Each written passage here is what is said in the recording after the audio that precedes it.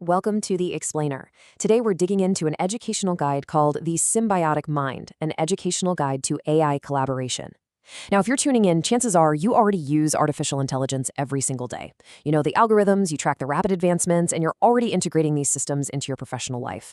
But today, well, we're going to look at that relationship from a slightly different angle.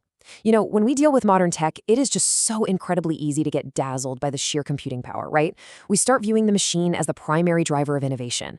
But we actually need to make a cognitive shift here, because the true hero of modern knowledge work, it isn't the microchip, and it certainly isn't the large language model. It's you. It's the human mind.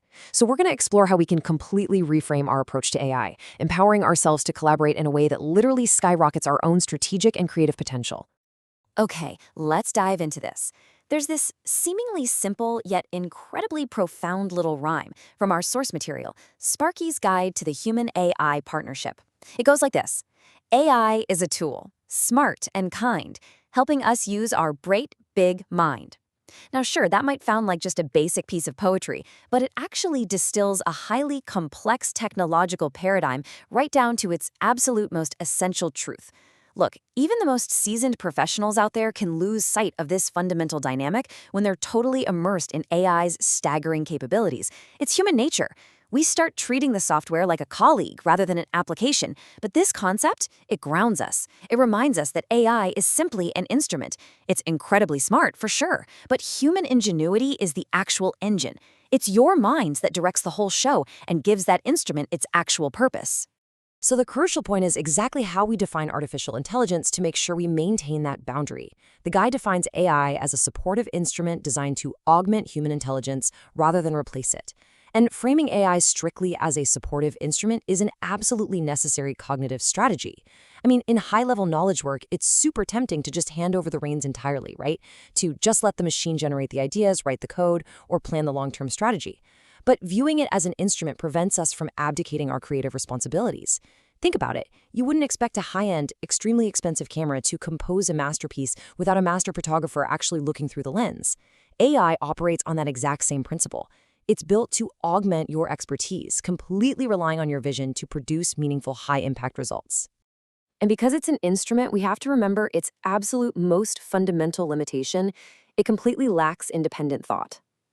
Technology is a powerful aid, yes, but it is entirely devoid of its own agency. When you're interacting with these modern interfaces, wow, it is so easy to fall into the trap of feeling like there's a ghost in the machine. The responses are highly articulate, they're context-aware, and they are often surprisingly nuanced. But the source material draws a really hard line here. AI does not think for itself. No way. It doesn't possess overarching goals, independent logic, or human intuition. It exists solely to process information and execute instructions. Recognizing this illusion keeps us grounded, you know? It ensures we don't mistakenly assign authority or wisdom to a system that is literally just mirroring our own data back to us. Now, what's really interesting about this dichotomy is how clearly it separates the roles in our workflow. We have the tool on one hand and the thinker on the other.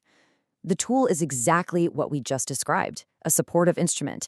Its entire existence is just to enhance, but it is completely inert on its own because, again, it lacks independent thought. Then you have the thinker, and that is you. You are the primary decision maker, the one with the independent thought and the bright, big mind. When we conceptually separate these two roles, the whole dynamic clears up immensely. The tool possesses unbelievable processing power, but it relies entirely on the thinker to give it direction, context, and boundaries. Without the thinker actively steering the process, the tool is really just lines of code waiting for command. Let's see how this builds into something even bigger.